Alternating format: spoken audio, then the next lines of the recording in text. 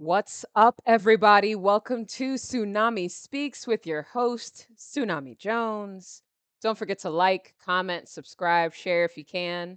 Follow me on Twitter at the Bowling Chick, so we can grow this channel as best we can. And now that that's all out of the way, the formalities are over. Woo! Jets, Jets, Jets, Jets. Way to go, boys. Every analyst on NFL Network coming into this week said we were going to hold an L. Even my guy, Daniel Jeremiah, who is close with Joe Douglas, said we were going to hold an L. Um, Even some of the pods that I listen to, the NFL pods, they make their predictions. All of them said we were going to lose, every single one, because apparently the Steelers are some juggernaut. TJ Watt's not there. Big Ben isn't there. Mitch Trubisky was there. Kevin Pickett was there. And guess what? We got a W when we played them. I mean, it wasn't the easiest. It wasn't the prettiest. I would say it was ugly. It was messy. It was a grinded out kind of game for the Jets on some not so great conditions coming into the game. It was ugly. But bottom line, we took home that W, and the Jets are 2-2 coming into week 5. Victory Monday tomorrow. Pumped over here. Man, but like I said, it looked ugly at many times. I thought I was having some very concerned thoughts. I had to dip into the alcohol, so to speak, a little early. Some would say late, I would say late. I waited till halftime. But all that being said, we took the W home, and I am so proud of the way our boys fought from opening snap to the last interception. All right. So yeah, and again, we're a young team. So being 2-2 at this point, this was a team that some analysts said that we would be 0-8 coming into the bye week.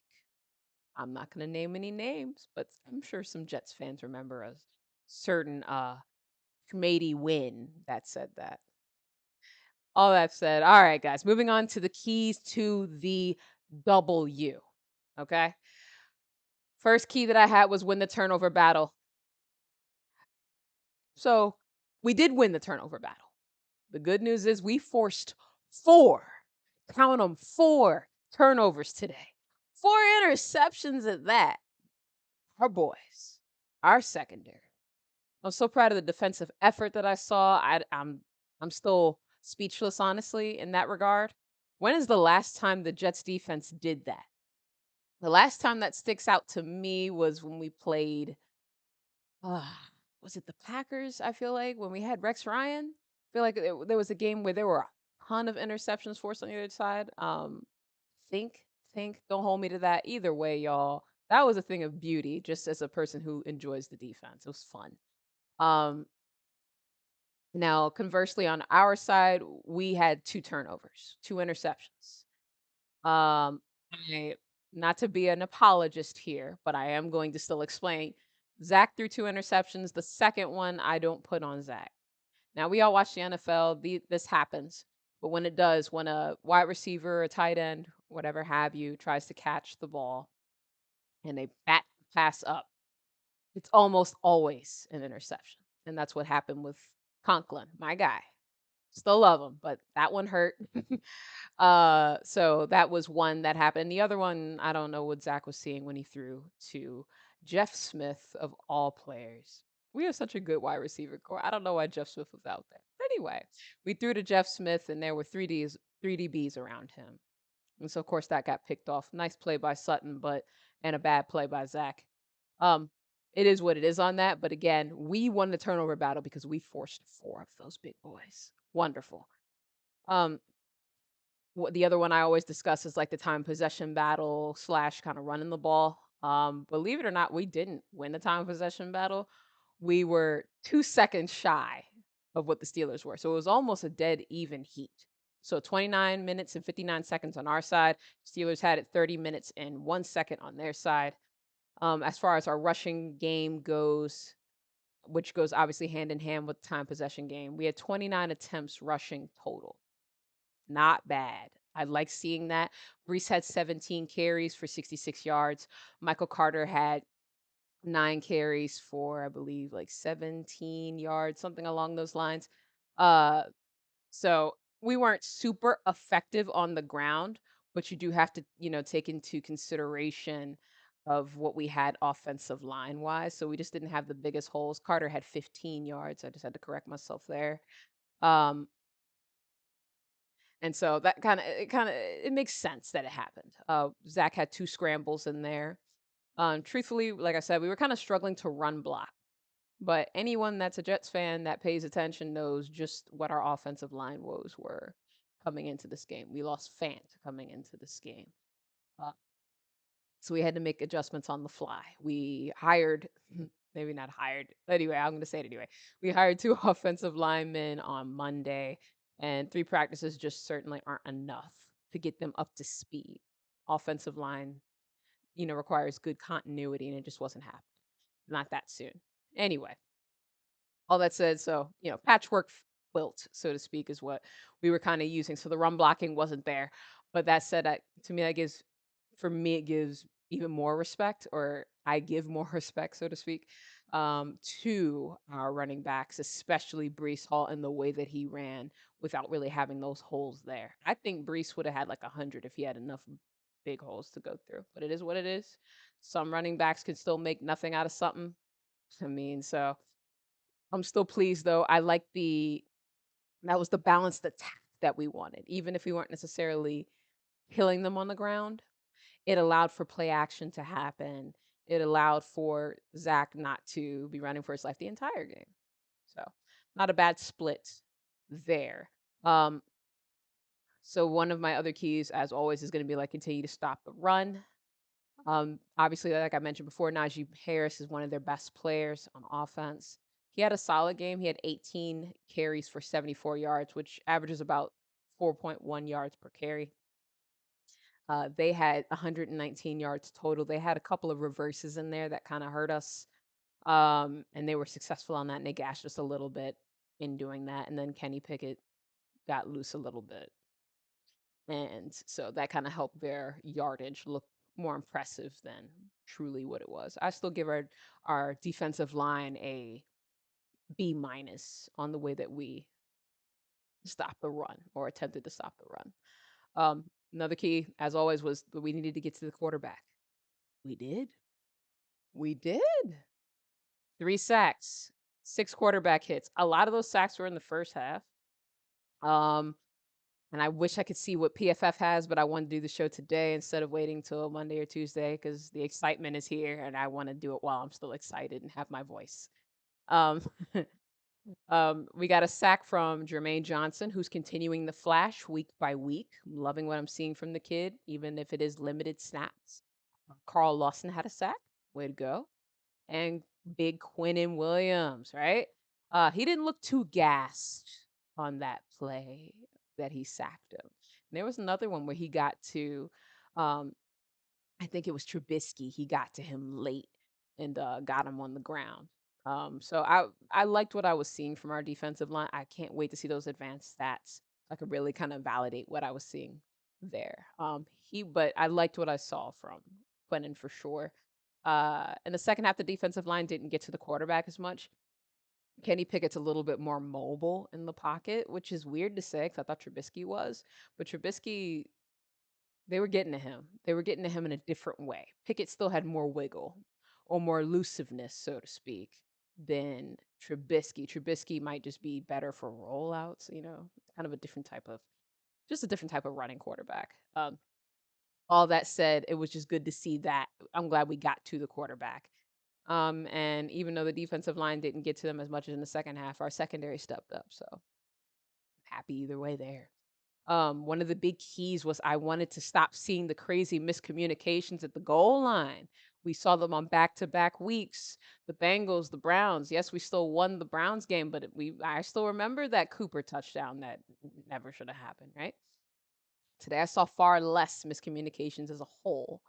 Um, and then I didn't see any crazy goal line miscommunications, even though we did give up, some touchdowns.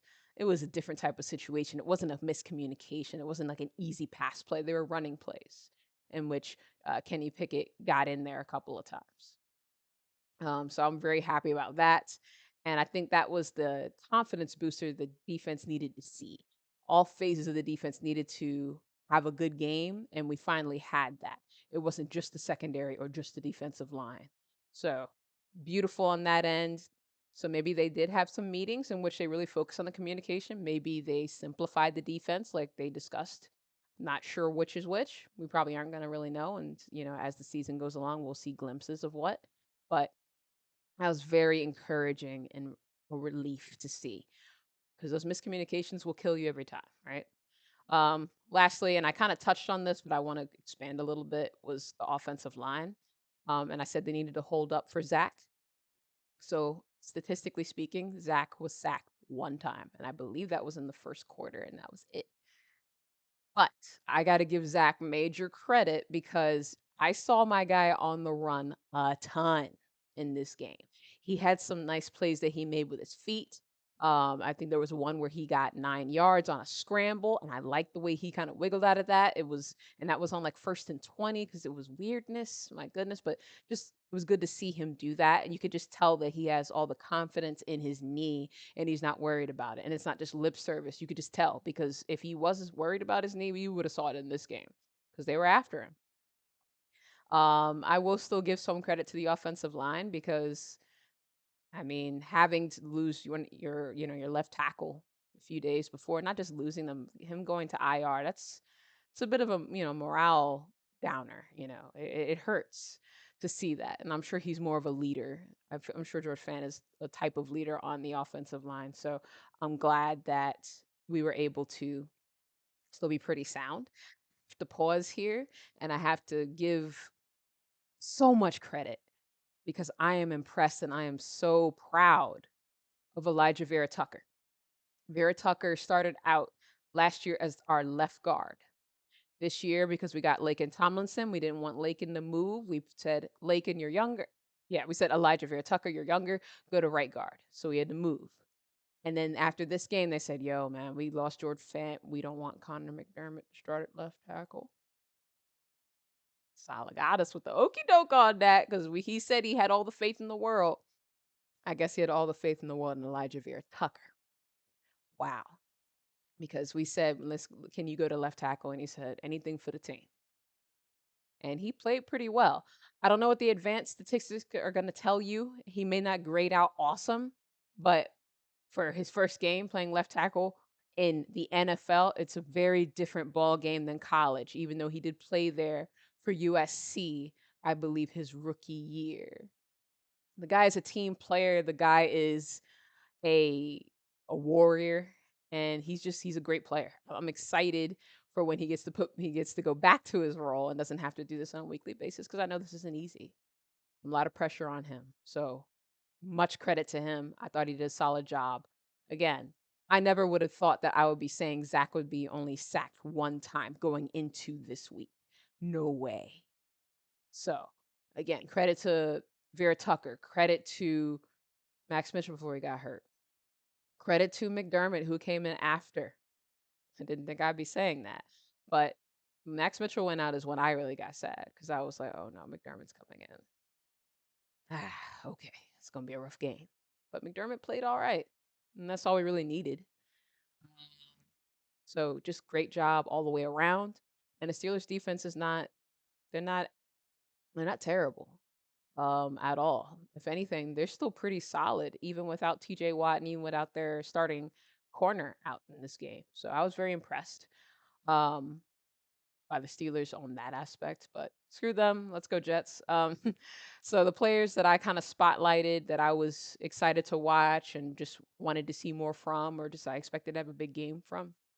Got to start out with my guy, number 2, Zach Wilson, baby. Number 2.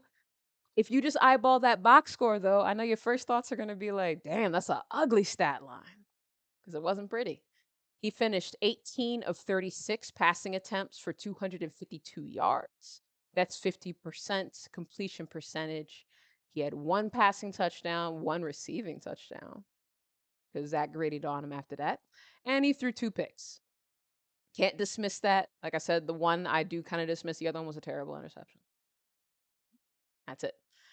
Um, but that said, the key here was when the lights were the brightest. The team was down, I believe, 20-10 in the fourth quarter, with just maybe around 7 or 8 minutes left. Don't hold me to that. I just rewatched the game, but I could rewatch it again. And I don't mind getting corrected in the comments if you guys are positive the actual amount. But the lights were brightest, pressure was on. Everybody thought Zach is rusty and he just can't do it right now for whatever reason. Zach said, nah. Zach said, watch me ball out right now. He was 10 for 12 for 147 yards and a touchdown. That's what you want to see from your quarterback, especially a young second quarterback. He those balls that he was throwing it was surgical throws that he was doing, big boy throws. Throws to Corey Davis. You can see that they have that chemistry still that they kind of formulated last year and that they even built on in the off season. I saw some really good passes to Conklin. So you could tell that they have even with that, that terrible, drop, fumble. It's not a fumble, but that, what ended up happening and causing an interception. Even after that, they were able to move past that and say, let's go. I'm going to go right back to you because you're a playmaker and I trust you. You need to see that. So it's very encouraging. It reminded me to kind of talk about what I mentioned last week about that some Jets fans wanted to see Tampa Bay Zach. I think we did see Tampa Bay Zach in this game when he made those throws to Kenny Yeboah and Keelan Cole and Braxton Berrios. This time he was making those throws to Garrett Wilson, Corey Davis, Conklin. And I mean, the big difference here is we finished with a W versus last time we didn't finish with a W. Way to go, Zach, on a game that a lot of people thought you were going to, crap the bed. Um, and I want to, also mention that, something that might get missed here is that Zach getting his first come from behind game winner is huge for his confidence. A, he's extremely young. B, the Jets had 2 huge, shocking come from behind wins in the last 2 years. One being the one that just happened a couple weeks ago, right, with Joe Flacco. The other being last year with Mike White. You have fans in this fan base that cheer for Mike White when things go badly. In the back of his head, you can't tell me a negative thought might not pop up where he's like, damn, they win without me. I just think that's a human nature thing. That's not me, disparaging Zach. I'm just saying, even I would think that, depending on what the sport is, as a bowler and all that, seeing my team go, sweeping other teams when I'm not there and I'm not the reason that they're winning. I'm still going to be happy, but it's still going to be like, they're winning without me. They're coming in the clutch and striking out without me. Interesting. So, that this had to be a big deal to this kid. Um, Even like the Strebler wins in the preseason, just stuff like that. So for him to have his first opportunity to win the game for the team, it means something. In Heinz Field, I can't stress that enough. This was not a game that was at home. Don't forget what people were saying about him going into this game. So people said it was a mistake that the Jets were going to start Zach over Joe Flacco, who, great backup. Thank you for what you did for us against the Browns, Joe. But, I just thought that was really weird behavior by some folks. But no one's necessarily wrong. We all just want to win. It's just we don't always agree on the pathway to winning. Anyway, I just think this is a big thing for his confidence, and I think it's going to help him going forward in his career. He can draw back from this experience. Maybe those W's that I mentioned, seeing those players go back and have those game-winning drives, maybe that helped him for his mental anyway. So that's one other way to look at it. Watching Joe be surgical and know let me use Michael Carter here because he's going to get out of bounds. Let me use my tight end here because he's going to get out of bounds and do the right thing. Just something to think about. It's just my opinion. You can come at me in the comments if you disagree. Elijah Morris, a player I thought was gonna have a big game, and if you watch the first quarter, it looked like he was gonna go off. I was hyped. Um, Zach saw him on a really nice heads up play on third down. Jets were really good on third down, even with things kind of hitting the fan. By the way, in this game, I was very proud of our third down conversion for the most part. First quarter and fourth quarter mainly. But that said, as the game unfolded, we chose other avenues. We weren't throwing to Elijah Moore as much. Total, we only targeted him 4 times, and he had 3 catches for 53 yards. Not the game I was expecting. But something that I forgot, and I'm sure other people forgot, Corey Davis was his favorite target, Zach's favorite target, that is, last year, and that kind of came back into this game. Corey Davis had 7 targets. Um, for perspective as well, Garrett Wilson had 6 targets, but Zach only connected with him twice. So I think those two have some kinks to get out, by the way, just because Garrett Wilson didn't get to practice with him as much. Garrett Wilson was also in the second team a lot during training camp. So I don't think he saw as many snaps with Zach to really build that chemistry and get that. So it kind of makes sense if you think about it why Joe and Garrett had that chemistry and that synergy together because he was backup before. So you think about that kind of thing, I think we'll see a better relationship between Garrett and Zach. But that aside, I think Elijah Moore just somehow got lost in the sauce a bit. But I don't think Elijah's mad that he didn't get to go off today because a W was had either way. Moving on, Brees Hall. Brees Hall had a big game. The numbers may not really dictate it where you can really see it, but I thought he did pretty well. I already mentioned he had the 66 yards early on the 17 carries. He also had 12 yards off of catches. There were a few drops by Brees. Some weren't the best throws either by Zach, so I'm not putting that all on Brees's feet. But that aside here, he finished with 88 yards from scrimmage total. Um, and he had the game-winning touchdown. Some might have qualms in the fact that the ball got airborne for a little bit, and then Conklin recovered it, but it broke the plane. We got the W, okay? And he had some very big plays earlier in the game as well. So I'm gonna say Brees had a good game. I think Brees can break out even more. Just the next time we face another defense that isn't necessarily as stout against the run, and also once we get our offensive line to get a little healthier. Um, okay. So I said last week I was concerned about the safeties. I said it the week before too. I'm not gonna lie to you guys. I've been railing the safeties just a bit. I've been, like I mentioned before, I kind of graded Whitehead on a curve because, again, Whitehead is not necessarily a cover safety. He's not a free safety. He's an in the box safety. He's just different. But I was definitely railing on LaMarcus Joyner. But yo, I mean, damn. Way to answer the call, boys. Way to answer that. I'm still wondering if Tomlin's like extremely complimentary presser early this week somehow motivated our safeties, man, because it is wild how different they play. I remember Tomlin said they're great tacklers and experienced and all this other crap. I'm like, okay, well, you know what? Those two got themselves together. Okay. 3 out of 4 of the interceptions that were caught today were caught by Whitehead and Joyner, and Whitehead would have had another one if that roughing the passer call didn't happen on Carl Lawson. That was a poor decision on Lawson, but it happens. It happened last week. So, I mean, can you think about that though? I mean, that's a lot of interceptions just from those guys. They were targeted because people know that they weren't doing well uh as far as covering. And they did fantastic. And back to Joyner, not only did he have 2 picks in one game, but he had the game clinching interception. Okay? That was a huge play.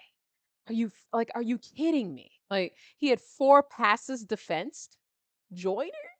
No way. I mean, he was graded as the worst safety in the NFL coming into this week. So even the advanced stats saw it, the fans saw it using the eye test. Box score, he wasn't good before, but he balled out today. So I don't know if it's the communication that they got up there. I don't know if it's the simplification of the defense. I don't give a damn. They played great. Those safeties deserve some applause, okay? Both of them. But Joyner even more than Whitehead, because I knew Whitehead could do this. Joyner, I didn't think could. What a bounce back game for both of them. Wow. Wow. 4 passes defense. Three interceptions from him. Wow. Um, I'm not gonna talk about Quan for a long time here. Because I wasn't focusing on Quan, all the way through when I was watching the game. But he did have a hell of a play and a hell of a hit where he smashed Gunnar Olszewski. Gunnar didn't know where to look after he got hit by my guy Quan, okay? It was a thing of beauty. And like I mentioned before, he gets the team hype. You can see the energy after he smacked the crap out of him, okay? That stuff matters. You may not see it in the box score, but I love the energy that that guy brings. He had 7 tackles as well. So I mean, he played well. I'm very pleased, man, the way our defense played.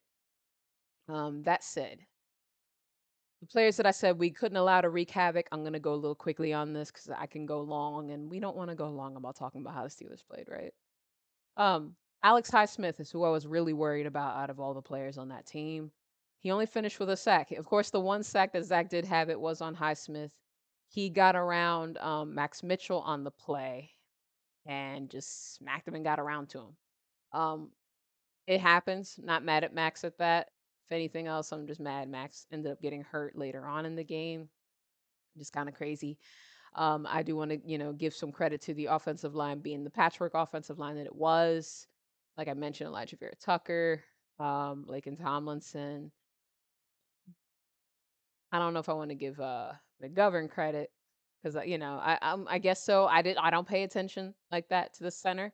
I need to rewatch the game another time, and then I'll be able to kind of speak with that with more authority. But I want to give our tight ends some credit because you know that they were used a lot to block. Conklin was used, Uzama was used. I'm sure that's all Uzama did in this game because he didn't get a pass even thrown to him. So great job on everybody chipping and Zach on his own, just being able to evade the rush, using his legs, using, just not going down. There was more than one play where Zach looked like he was sacked and he made a way out of no way. Even when he got out of bounds. I mean, not out of bounds. He threw the ball out of bounds after he somehow Houdini'd himself away from the pass rush. So great job on our offensive line, tight end and Zach. Minka Fitzpatrick is who I was also very worried about because, like I said, he makes plays and he did get us on one. Of course, the Conklin batted ball that I mentioned. Um, Minka Fitzpatrick is like I think he just knows, balls up, I'm ready, and he got right behind him and he caught that. It almost looked like it was a touchdown. I'm glad we were able to.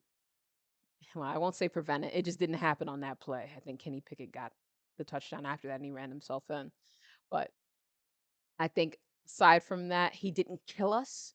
He did have 2 passes defensed, but I think we did a solid job paying attention. I think Zach was cognizant of him. Lastly, I said Deontay Johnson may be a problem. He was quiet as a mouse. I bet in a player prop that I thought he was gonna get at least 50 yards, and he did not. I was very okay with not collecting on the player prop, by the way. But yeah, he was quiet as a mouse. The only play that I remember him having, other than some reverses they used him on, was the almost touchdown where his feet were just barely out of bounds. And that was a huge play. Trubisky would actually threw the ball. It was a great pass by Trubisky and a great almost catch by Deontay Johnson. Um, that aside, though, it's about time something kind of went in our favor. Way to go, Jets there. So Deontay didn't kill us, and George Pickens did. He had a great game. He had 102 yards. This is Pickens' first good game. I would like to go back and watch another time and see who he was getting most of them on. I saw one of them was on Michael Carter, but I'm not mad at Michael Carter because Michael Carter redeemed himself. He had an interception later on, and it was huge, huge. Sauce was over there. I think I heard in an interview with Carter that he said that it kind of happened due to Sauce kind of baiting him to throw over there. And Michael Carter undercut it and got the pick. So credit to Sauce as well. Again, I don't have the advanced analytics yet because I think PFF releases them on Mondays. I'm very eager to see how Sauce graded out because he looked pretty good too when I did see him. He didn't have any passes defense that I saw, but I think, as always, they're afraid to throw to him. So that said, last thing I do want to just talk about very briefly. I kind of mentioned it, but Max Mitchell's injury was sad. Like I mentioned, I was scared on that other aspect. The other aspect is Mitchell's having a very good season. That's our fourth round rookie um, in the offensive line that no one thought was going to be able to take a step and start and be a day one starter this year and was doing very admirably. Um, and it sucks that we lost him. It didn't, and from what I also heard is that when they went into the locker room later, they saw him with crutches and a cast already on that leg. To me, that indicates he's going to be out for a while. I'm not going to say out for the season. Probably not. I don't think so. We haven't heard any sort of diagnosis yet. We might not even have it announced until later on this week, like maybe not even tomorrow. But hopefully the tackles that we just signed on this week between Remmers and the guy from Houston, whose name I keep forgetting. I apologize. Hopefully, those two will be able to fill in at right tackle until we get George Fant back and Dwayne Brown back at left tackle. We'll see how that goes. But looking forward to that, at least to getting them back. Not looking forward to hearing Max Mitchell's diagnosis, but maybe we'll get some good news like we did with Quincy. Maybe. We'll see. All right, now, as for game ball, who does the game ball go to? I tell you, I was thinking about this earlier. I kind of mentioned it on Twitter and all that stuff. So many players stepped up and just made sacrifices. Like I mentioned, AVT going from right guard to left tackle with just a week's practice. That's it. Whether we go with the safeties, who had a hell of a bounce back game, they were fantastic. Um, should I go Zach Wilson or Corey Davis? All of them made huge plays. Had to pick, and you were forcing me to. I'm gonna go Zach. I know you might say that because I'm a fan of the kid. Doesn't matter. I mean, maybe if Joyner has three, I'd have three interceptions, or one of those picks was a pick six. Maybe I give it to him. But it's tough to go against the quarterback under the circumstances that we just witnessed. You have to consider so many things with him. First game coming into the season, almost had a season-ending injury in the preseason. He heard from people that he shouldn't have even made that play in the preseason, that you don't make those sort of juke moves in the preseason, that was a stupid play. That can be argued either way. It was a non-contact move, so I don't really know how to feel about that part of it, but that happens. First game, the kid's going to be at least a little rusty. He missed all of the preseason, so he didn't get all the snaps that he really needed. And he needed them anyway because Zach didn't play a ton of games in college. So his game experience isn't where, like, a Trevor Lawrence was, for example. Trevor Lawrence, I believe, was a redshirt freshman. Not a redshirt freshman, but it was a day one starter. I think. Don't hold me to that. Don't hold me to that. I don't watch but so much college football. But Trevor Lawrence, we heard about very early in college. He's won a lot of games and has been way more situations than Zach has. So you just have that experience coming in. Zach doesn't have that. And then the way that things kind of snowballed for him. He's in enemy territory. Heinz Field is always a tough place to win.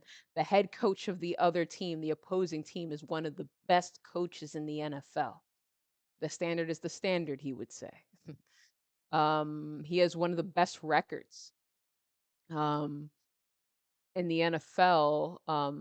And since he's been in the NFL in general, like he doesn't have losing seasons. And if you don't have losing seasons, that means you don't generally lose, even when he's had some teams that were less than. So I'm saying all that to say those were a lot of different circumstances. And then going once you're actually into the game, you see the rust with Zach. After that awesome first drive, by the way, or second drive, I think, when he got that touchdown and they threw to him in the end zone. Nice pass by Braxton Berrios and the gritty that he did. You could tell that he was excited to be back. That he had those butterflies. He was super pumped and just a lot of stuff going on into that game. Don't forget that Bart Scott and Willie Colon said that Zach shouldn't play this game and that Joe Flacco should start because the Steelers do a lot of difficult uh, packages and that Zach can't handle all of that. Just consider those.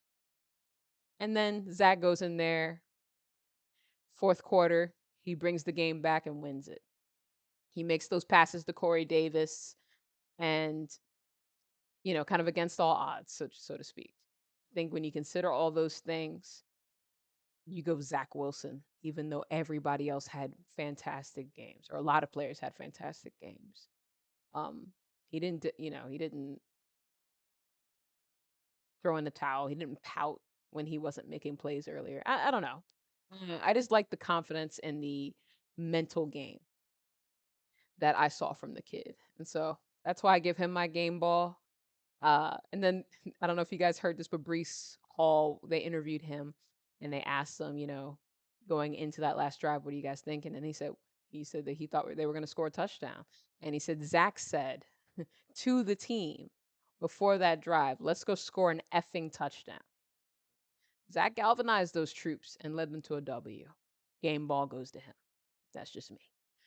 Um, and the last thing I'll just say is I'm just extremely proud of this team as a whole. And I'm glad we got our franchise quarterback back. You can tell the team rallies around him and believes in him. They want to win for him and they want to win for Robert Saleh. That matters. 2-2 going into week 5. Solid place to be considering we played the AFC North 4 straight weeks. Proud of these guys. Moving on. So the bets that I had, since I'll just revisit these bets really, really fast. The Jets covered, and they won. Beautiful, wonderful. So that helped me, and I had a few Jets player props that I didn't mention to you guys because I'm not confident giving those out because player props seem so circumstantial. There's really no guarantee the same thing is going to happen, and I'm also extremely precautious when I make those. So maybe I'll talk about them in the future, but I did pretty well on those. Right now, the Buccaneers are not winning. They were down 28-17 before I started recording this, so we'll see. Even though I said that the Bucs were going to win, I am very okay with the Bucs losing because screw Tom Brady. As far as I'm concerned, he will always be a Patriot, and I don't like that team. And odds and ends with that, by the way. Side note: as a Jets fan, we did get to see the Patriots have a worse record than the New York Jets. The Jets have a better record than the New England Patriots, guys. We're 2-2 and they're what? Not 2-2. Just saying. It's a beautiful thing. Way to go. Anyway, the last bet that I mentioned was a twofer, and I said the Texans and the Jaguars would cover. They didn't. So not my best work on that. And it was about time that was going to happen. I did do some teasers, including those, and I won on those teasers. So I'm not really hemorrhaging money, honestly. I actually did pretty well all the way around, just not on the bets that I told you guys, except for the Jets. That's the irony. But I'm certainly not upset. Said Victory Monday tomorrow.